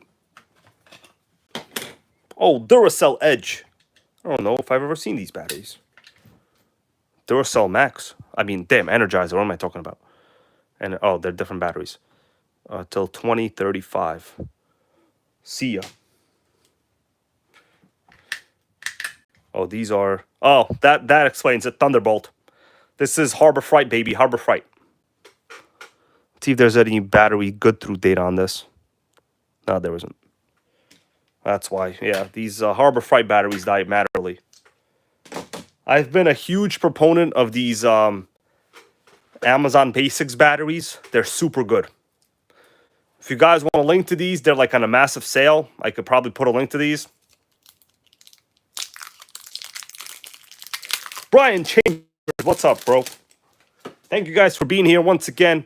I know I repeat it sometimes, but it really does. It's important. It's important, you know. By the way, what did you guys think about that LRP buggy? The video from today, early in the morning, when I left Melissa to go edit videos in the morning. Sickening. She almost got angry at me.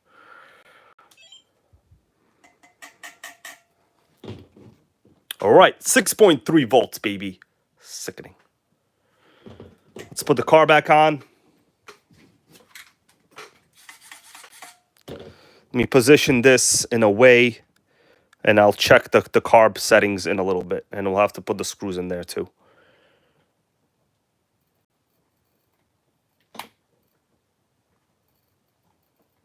Okay, I think this should be a little more this way. Nope, a little more. On neutral, the carb should be basically closed on neutral. So that's the goal. On neutral, the carb should be closed. All right, it's opening.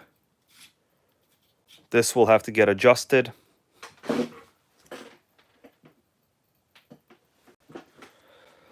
This part is too far out. There's too much of a gap right there. Travis Robinson wants to know, do I use lipos? For my purposes, no. I know many people swear by the lipos. Me personally, I just don't see the cost advantage. Using AA's that are like good quality alkalines they're very reliable. They last a long time. And there's viewers here, especially Tara Curry. He'll tell you his T-Max could run like literally a year on it. So the same goes for me. All right, we got forward. Throttle opens. We'll have to adjust the EPA. I'll take the carb off later. We'll check it. Brakes. Okay, we got to adjust the brakes. How am I going to do that? And I should have... Okay, let me adjust the brakes a little bit. First, let me put these screws in. It's a little bit annoying. Let me make sure I don't strip nothing here. Put the screws in. Put a throttle servo. That way it's nice and tight. All right, so here we have a brake adjustment, which would be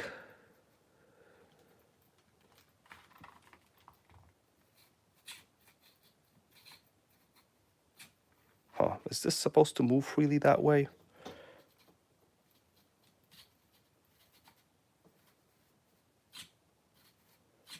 All right, what I'm gonna have to do is I think the brakes here are a little too loose. So I don't have to drop this whole assembly again. What I'll do, I have to adjust the brake tension. I'm gonna move this a little closer. Yeah, I'm gonna move this part a little closer.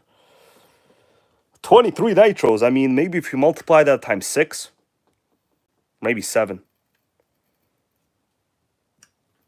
maybe 9.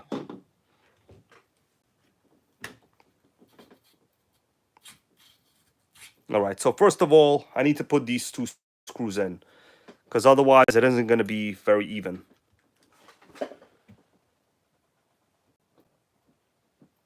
Interesting setup. I notice mine are not very symmetrical. The 2 linkages are not very symmetrical. That's not correct. This has to be symmetrical. Why is it not symmetrical? Meaning, if this is straight in this position, this has to be straight in that position also.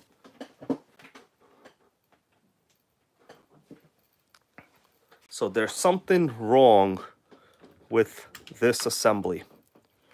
Let me try to put it symmetrically straight. Okay. It seems... Is it me or is it crooked? All right, maybe when I screw them down, it'll balance out. Maybe it'll balance out when I screw them in. I'm not sure. These 2 brake arms should be totally even with each other.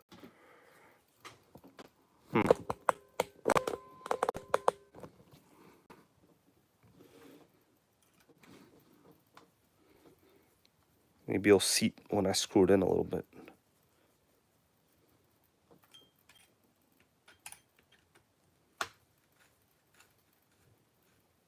Yeah. Yeah, R2 goes, yeah, it does look a little different. I'm looking at my own Serpent too. It's a little different. Okay, let me see if the brakes work. Oh, we got brakes, but they're not very good. Okay, so basically what happens is we have too much of a servo throw. The brakes engage at the end now. Let me make sure both of them engage.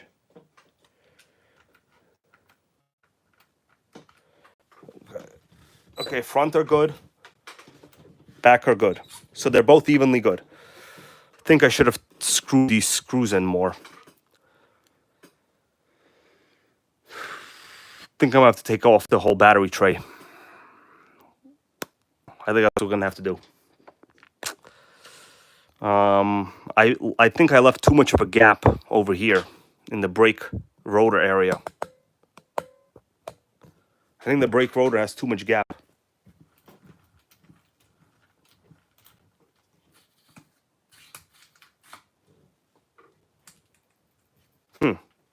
Interesting.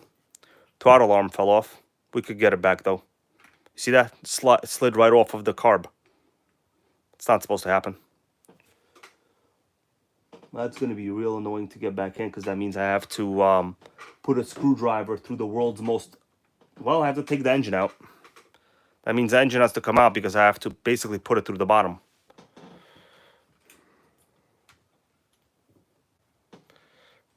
Oh, no, actually, no, hold on. I might be able to do it from the... Oh, I might be able to do it from the side.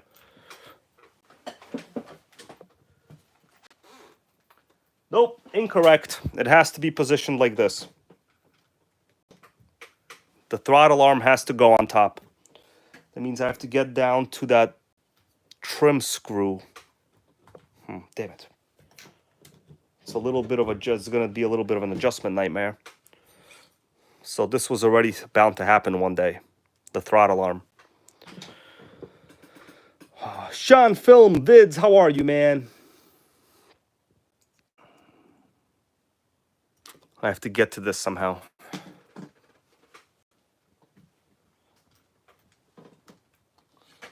You guys see what happened? It slid off of the carb. It has to be positioned this way. I have to get down to the set screw on the bottom of this. How am I going to get to the bottom of that set screw without taking the engine out again? Holy moly. When you think you got it, they got you. I guess that's my project for tomorrow. I can't put it back unless it's in that position. And I have to get access to the set screw from the bottom. That's where the set screw is, all the way on the bottom.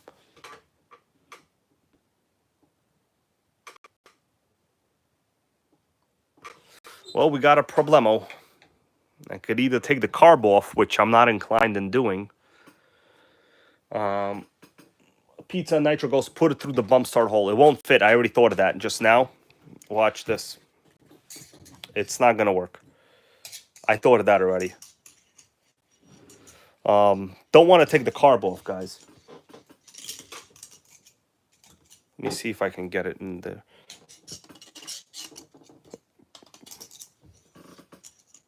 Nope. Can I get it to go in correctly? Well, hold on. Damn. The angle is incorrect. I can't get it to go correctly in that way.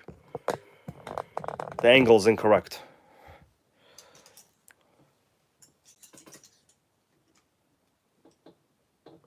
I mean, it'll turn in, but it won't work. Well, I mean, I guess it's okay. No, it's pretty good. I turned it, I think, just now, yeah. Okay. All right, I got it. It's good. I got it. All right. Well, we're going to see if it slides off or not. Okay, I got it, everybody. Whoa, sickening situations. All right, we're going to do now, we're going to set the EPA, everybody. This is very, very, very important. Probably the most important thing. To set the EPA, we're going to take the carb air filter off. Air filter. Let me check inside the air filter. Is it dirty in there? I never like to see any dirt inside that housing.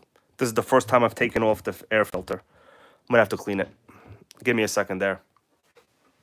I don't get close to the carbs without cleaning them. Ever. That's a priority, bros. Priority. Top level priority. All right.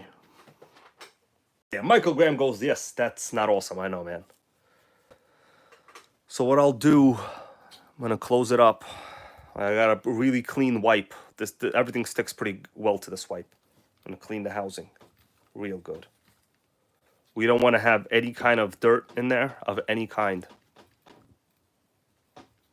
That Traxxas Revo, what's up, goes, did Arma ever make a Nitro? No. The answer is a flat out no. All right, so it's pretty clean. I'm going to clean the air filter also housing. See, even when you clean the base of the air filter, this is what happens.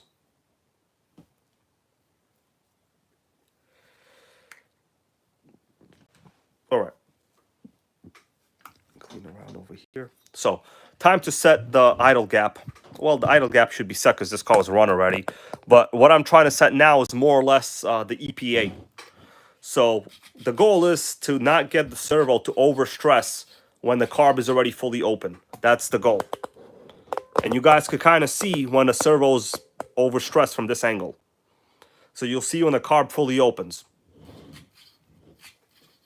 Right? Okay, so that's it. Basically fully open. So I'm going to go to like 80% EPA on throttle channel 2.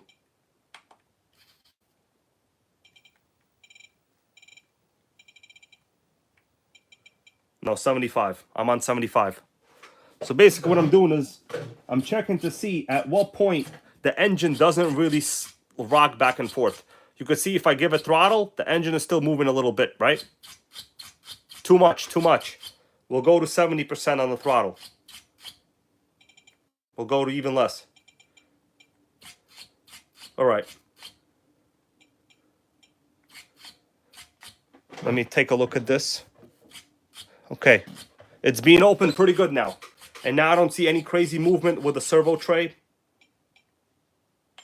All right. So you guys want to take a guess what the EPA setting I have it to? This is very important. Very important. Who wants to take a guess what my EPA is for the throttle? EPA stands for endpoint adjustment.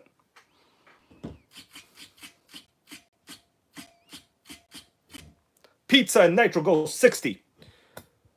Well, guys, it is actually 55. That means there was a ton of extra. Very close, Mighty Mike, bro. Very close. I'm surprised you came that close. That means anything above 55% of the servo movement was unnecessary, and it was just going to rip the throttle linkage apart eventually. Benjamin Martinez goes 59. Very close, too. Usually, like with a cheapo servo, it'll be like 75 or something like that. What's up, Crazy Dad Nitro? How are you, man? Happy to see you here with a new channel, being positive and ethical, and with the EPA guess of 67. Pretty close, but this is a top-level servo. So 55, in this case, 55. Let's, so I'm confident now with the EPA and the throttle. We can, let me check visually the idle gap is good. All right, it's good. Let me put the, you know what? Just for a little good measure. Where's my oil? Lost my oil. Okay. Yeah, here we go. Just for good measure, why not a little bit of oil?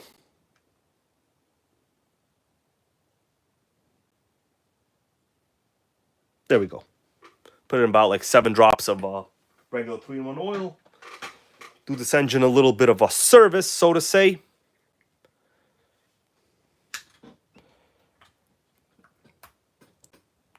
Air filter. Let's get that filter. The filter gang is back on.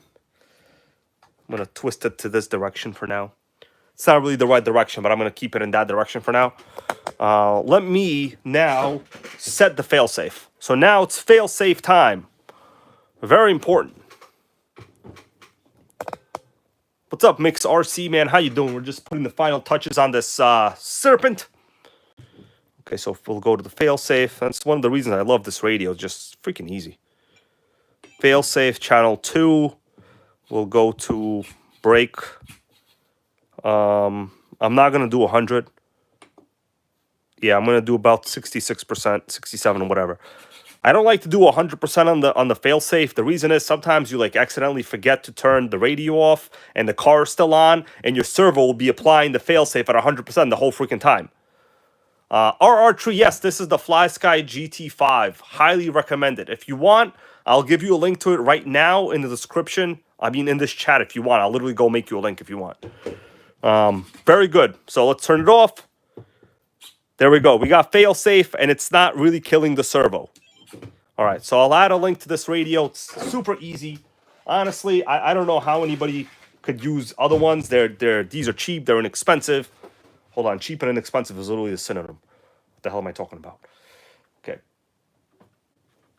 Amazon. And it's on Amazon. You should have it in like a day or two. It's super easy. $69. Comes with a receiver, easy, and it has a gyro if you want also, which pretty much useless, but.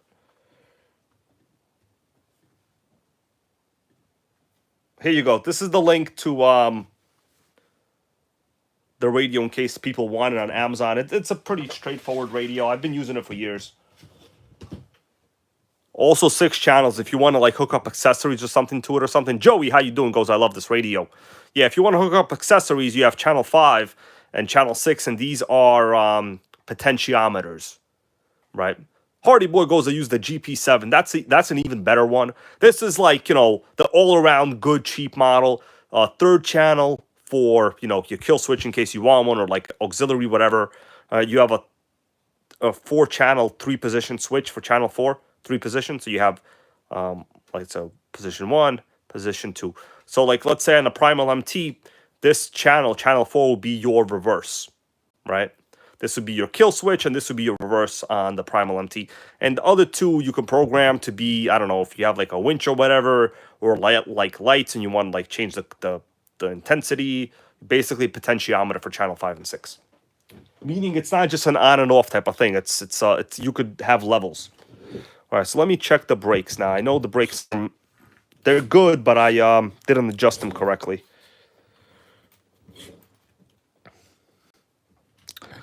Now, what I could do is just make the brakes a little more that way, and they'll be stronger. Because really, the right thing to do would be to tighten these up. I don't think I tightened these up all the way. I think that's the mistake. Okay. Also, I'm going to change the EPA on the steering. The EPA for the steering is really too much. Let me show you guys what I mean by that. So basically, when I went lock to lock, you could see that the servo horn, it's basically done moving like the steering at this angle, but it's really going crazy still a little more. That means over here, it's basically pulling all of this out of its hinges. It's too much throw. Yeah, it's too much throw for the servo. So I'm going to go to the EPA. You could also adjust the dual rate, but I like to do it individually. So for the steering dual rate, for right bound, let's do like, so you basically have to go all the way and then see where your steering begins to kind of turn. All right. I'm going to go to 61. Yeah. So it's still improving.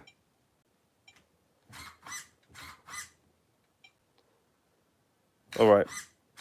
So it seems like max steering is about 68%. So let's go to left.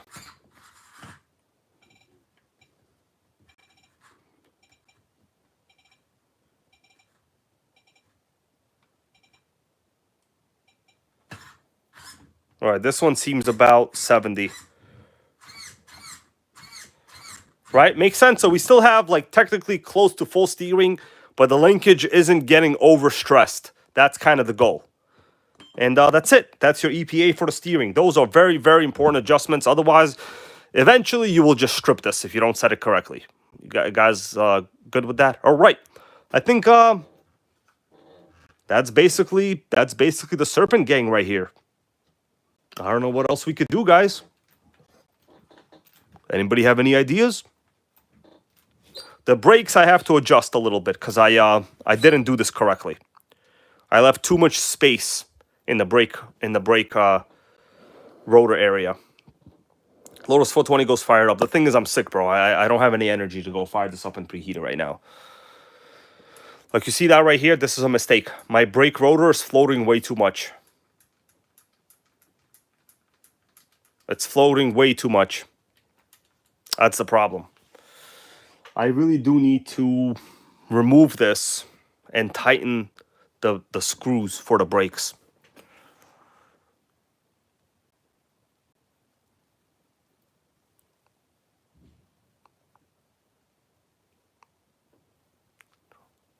I'm thinking right now what to do. I need to adjust these about one full turn. What do you guys here think so far? All right. I think I'm going to have to disassemble the whole bottom. I see you guys talking about radios here in the stream. I will tell you from my experience, of course, the more money you pay for a radio, the better the radio will be. But it's like one of those things. Let me switch over to me. It's like one of those things. You can buy a car, right, to go to the grocery store, or you can buy a space shuttle mission. You could still go to a grocery store. Like if you want to take the space shuttle halfway, around the world on an orbit, take Elon Musk's rocket around orbit, around the Earth's orbit, you could still go to the grocery store. But like that grocery store run will cost you a lot of money. Or you can get into your nice, comfortable, mid-sized minivan, or Honda Acura product if you are so prestigious and lucky to have one. Go to the grocery store. Kind of like this. Sure, you can get a much more high-end radio, but at the end of the day, you will still literally be using the throttle and the steering channels at best. That's about it.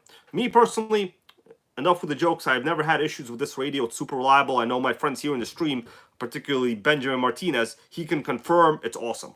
Many people can confirm it's awesome.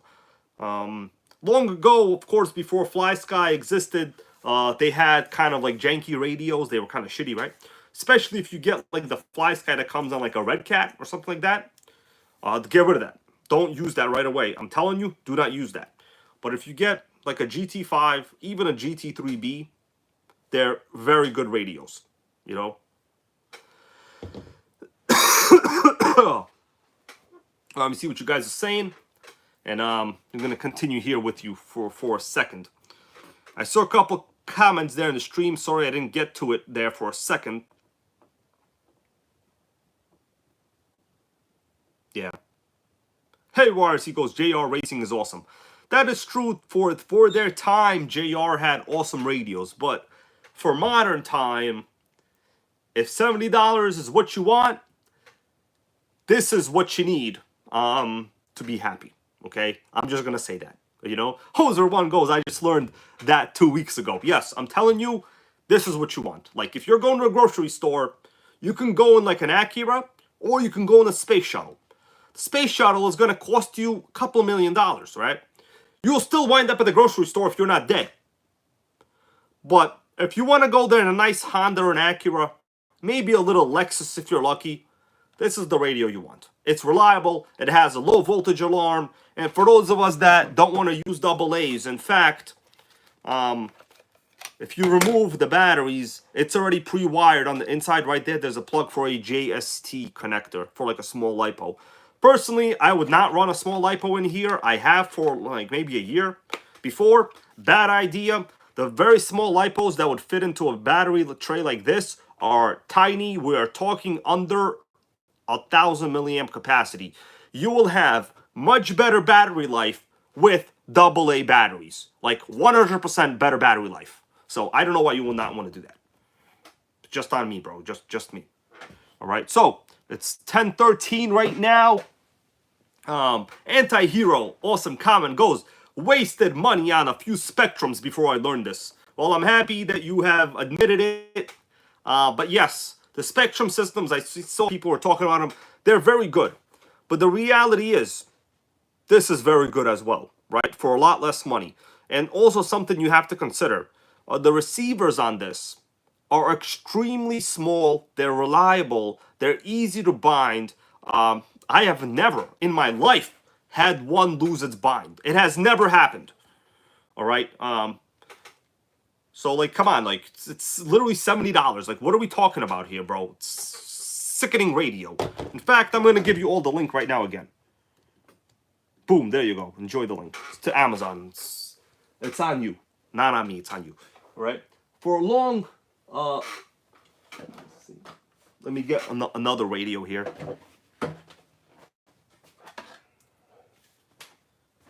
Now, for years, of course, many of us have used these older GT3B radios, right? The bigger ones, GT3B. Today, I'm telling you guys, take this advice. Whether you like me, whether you don't like me, whether you're here to troll me, I don't care. The following statement is true. This takes 8 batteries. It will piss you off. They will die quick. And you'll only save about $25 compared to the GT5. Okay? Those are the facts, bros. Those are the facts. I got a cough because I'm sick, okay? Oh man. Well, what else do I got to do on this? It looks pretty okay now. There's a couple other issues and the brakes I got to adjust. This radio was very good. What's up, Pandaphobia, man? This radio was very good for the time period. But 8 AA batteries, they die kind of quick. Another something to really, really consider. something to really consider, and it's something very, very important. This older style GT3B radio has memory, 10 model memory. Brian Chambers, thank you, bro. Yeah, I'm sick. I'm dying balls out here today. 10 channel memory. The problem is the receivers don't actually know what receiver that is binded to. It's just that the memory is contained in the model setting on the receiver, on the radio.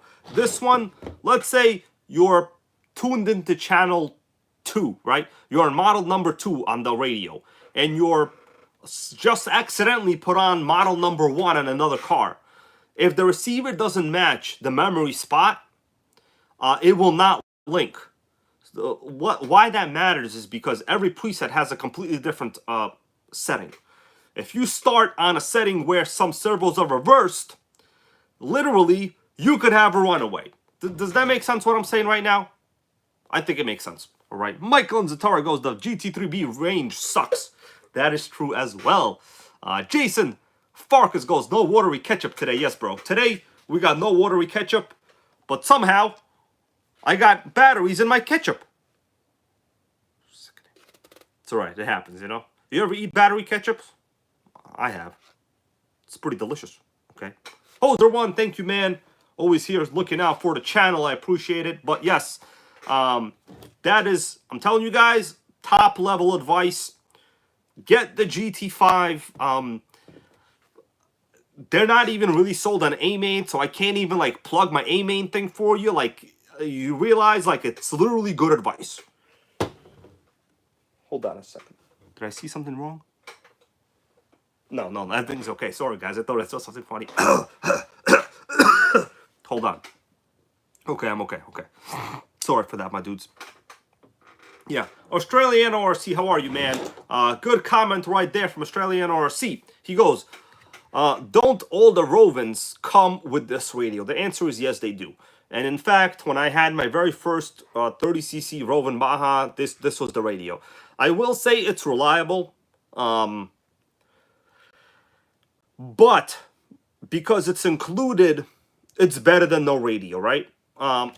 Given the option of using a GT5, let's say you're buying them, okay? You're buying them. Let's say this one is $45. This one is $69. It's literally like a 33% difference, maybe 40%, whatever, percentage-wise, right? It's not that much different.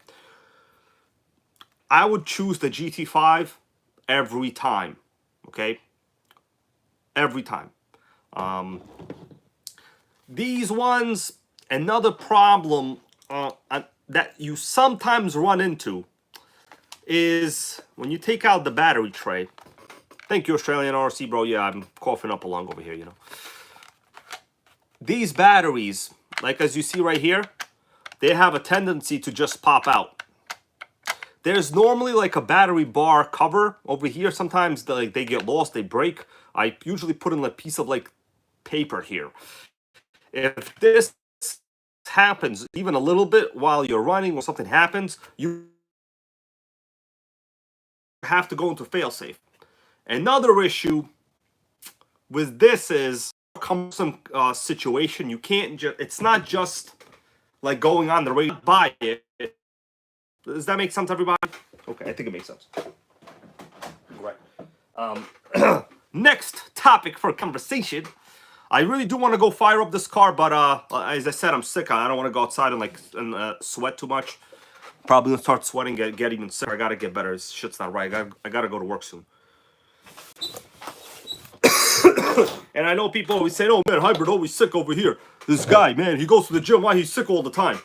The thing is, like, when I'm on the subway, when I'm going to work, there's people up within about 2 inches of my every single side. Okay? It's like, anybody here ever been to, like, boot camp? You got drilled by, like, drill sergeants or anything like that? There'll be about 3 of them, if you're lucky, and not 4, on every side of your face yelling at you things that you want to laugh at. The thing is, you can't laugh because you're pretty much dehydrated. You have fatigue all over your body. They'll try to kill you at night, you know, by, like, not letting you go to the bathroom when you have to. Stuff like that. So, things that are funny in real life will all of a sudden not be funny when you are pretty much clinging to dear life itself. That's the reality. All right. Anyway, guys, I'm gonna be here with you all for a little while longer. I appreciate you guys being here today. We all have our own survival stories. Don't let me make you think mine is the only one that matters. Yours matters also. Some of us are out there trying to get better and trying to be more positive. Okay. Oh, we got Kyle Roberts. How you doing? He goes, finally get to see the OG live. Yes, man. To bring everyone else up to speed, we just made the Serpent relatively great. I did have to do a little bit of a road test on it tomorrow. I would fire it up now, but it's kind of late. My neighbors outside, I mean, they're playing like Chinese music. Nothing wrong with Chinese music. Literally nothing wrong with Chinese music. But like, it's literally the same notes over and over and over. It's like on a very high woodwind instrument. I played it once. I took a little recording of it, sent it to Lotus 420. He could confirm what it was. It was real bad. Okay? But don't get me wrong. Sometimes Chinese music is good. Once every 8 years. Alright? Kidding around. I'm gonna go to Shenyun soon, actually. You know Shenyun? It's a cultural dance style of the Chinese what is it? Chinese dynasty. Thank you for that channel donation from Michael Graham. I appreciate that, bro. I'm gonna put that towards the Shenyun orchestra something. I'm not kidding around. I have Shenyun tickets. Shenyun, look it up, everybody. They traveled. All right. Thank you for that, Michael Graham. I appreciate your viewership and support throughout the years. Let's see what you guys are saying. We got a question from Dylan. Do you have any OPS Nitro engines? In fact, I used to. I used to have an OPS 0.15 in a Nitro MT. I sold it a while ago, so I don't have it anymore. But yes, Hoser1 goes, I hate when the battery pop out.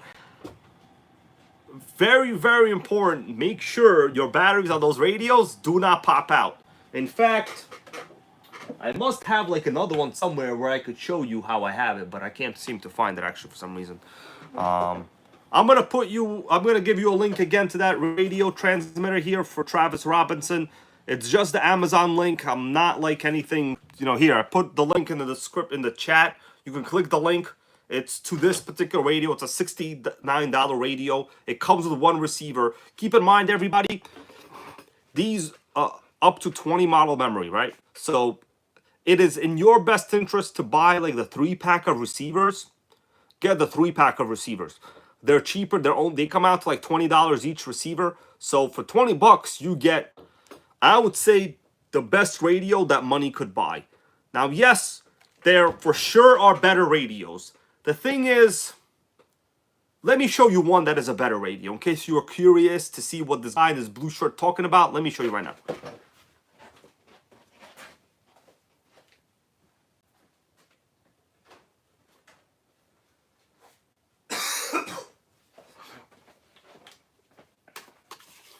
Right here. This is 100% guaranteed to be the better radio. The Futaba 3PV. Actually, this is from Hoser1 a while ago, actually, if I am correct. Yeah, I think it was. Futaba 3PV. I have it binded to like one car. The problem with these radios is, okay, I will say they have a very good hand feel. They cost about 2 to 3 times more money. The receivers are about 3 to 4 times more money. You will have to read the manual on how to bind it. It's not that easy. Otherwise, I would say it's exactly on par as this. You're not going to notice anything that unique. You understand, like, for some reason, people think that you need really, really crazy range. But, like, think of it this way, guys.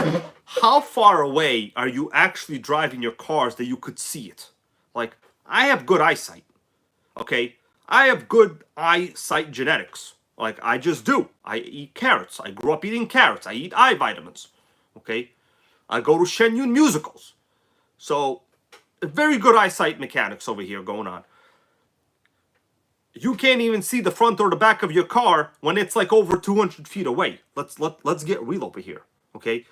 This radio, it's like an over 1,000-foot range, right? Like, do you need more than 1,000-foot range? Like, dude, 1,000 feet is a fifth of a mile, right? Dude, that's a lot, okay? Anyway, hope you guys kind of at least agree with that, but like, the range is, you can't even really see the front or the back of your car to 200 something feet, bro. And I have premium eye-level genetics, okay?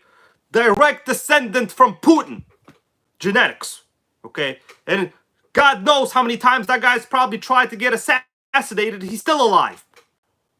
It's good. He got good genetics. Right, let me see what you guys are saying. Yeah, exactly, Australian RC goes, no point in having long range if you can't see the car. That's what I'm saying, dude. It's like, there's literally no point, you know?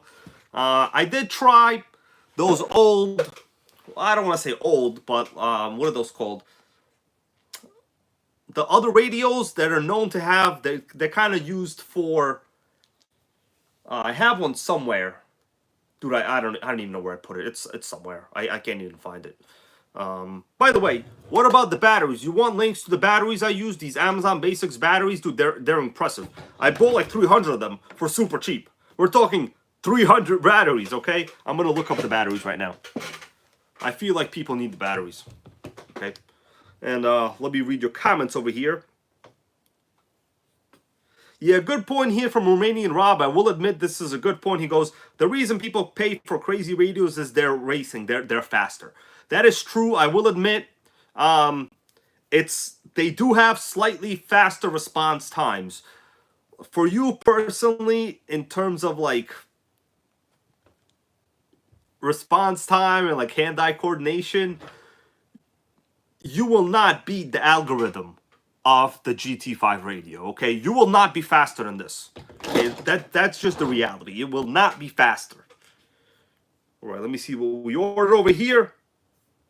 I'm going to give you some links to batteries.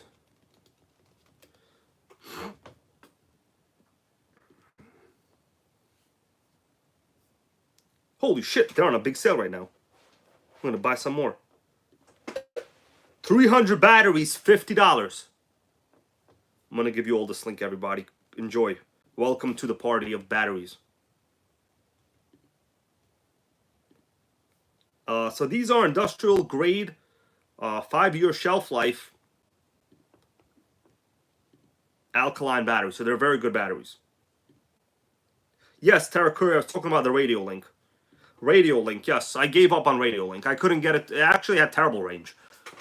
The range was worse than Fly Sky. Even though they said they had like a 2-mile range, they didn't. It was trash. All right, so here's the link to the batteries, the ones I'm using. They're literally 300 batteries for $50. That's 17 cents a battery, everybody. 17 cents. Do you understand? That's cheaper than like the rechargeables. So let me tell you something with the rechargeables. They're not meant for the heavy vibrations of like on-road RC. That every time, I saw some people in the chat here before, I appreciate your comments. Bless you, Melissa, bless you. I heard her sneeze. Bless you over there, bless you. May God bless you in the Nitros as well. In my opinion, the rechargeable AA batteries are not really meant for on-road RC use. Every time I've used them, at least one has just went bad. It's either leaked or like the poles internally has somehow reversed. I don't know, some shit happened. They basically were useless. The AA's have very, very stable chemistry. They can last like a year. You see this green T-Max, guys? This green T-Max? This is the T-Max Tony Special. Alright? It's a famous character channel. It has the same batteries in it for like literally a year and a half. These Amazon industrial grade batteries that you saw me use. It's sickening. Get it. I'm going to put the link again in case anybody missed it. And I'll be here for a couple more minutes, everybody. I appreciate you all being here today. We had quite a good turnout. I appreciate the questions and the conversation going back and forth, right?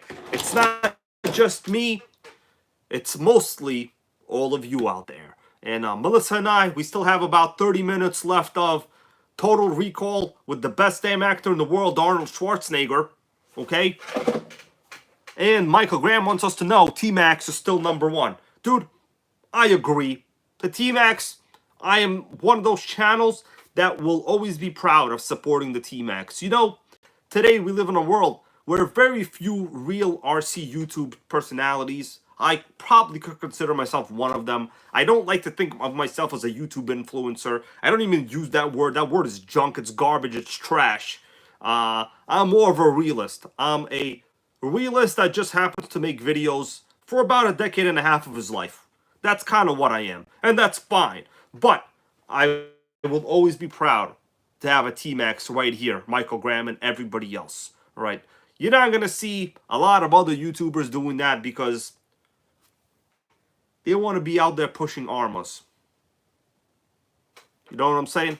All right. I was kidding around about the Arnold Schwarzenegger. We all know he's not the best actor, but he's a funny actor because it's basically the opposite of what you would expect him to be. You know, so in Total Recall, this is Arnold Schwarzenegger. He's supposed to be, well, other than a brainwashed character, supposed to be a guy wearing like average clothes that looks like he does steroids 24/7, right? That's not how those guys dress. All right, my dudes, that's enough about analysis of Arnold Schwarzenegger and whatever. I gotta go have some hot tea right now. My throat is not doing too well. All right. All right, got a lot of sickening emojis here from the Emoji King, Dodger Boy, also known as Campus RC Nitro. That's so many emojis, bro, I can barely read it. Okay? I'm gonna have to put my glasses on, and I have premium genetics for eyesight. That's it, guys. Thank you all so much. That's gonna be it. We will be back with you another day. I appreciate you all, everyone who's out there not feeling that great. Let's take a little moment of silence to pray for ourselves, whether prayer works or doesn't. But I will tell you that in the UK, during World War II, they did test prayer groups in giant groups, and prayer groups did not work. We could leave that for debate, but this is part of hidden evidence that has been done throughout life. Prayer groups do not work, but in solitude, they might. All right? So see you all later. And you guys stay safe, stay positive, and best of all, keep making Nitro great again. Thank you all for your comments and your participation with the chat and being positive and not cursing people out, okay? That means a lot to me. Don't curse people out and don't curse anyone out really ever. Come up with a word where you don't have to curse because that just shows you have a little more intellect, okay? And we want to keep it family friendly, safe, and entertaining.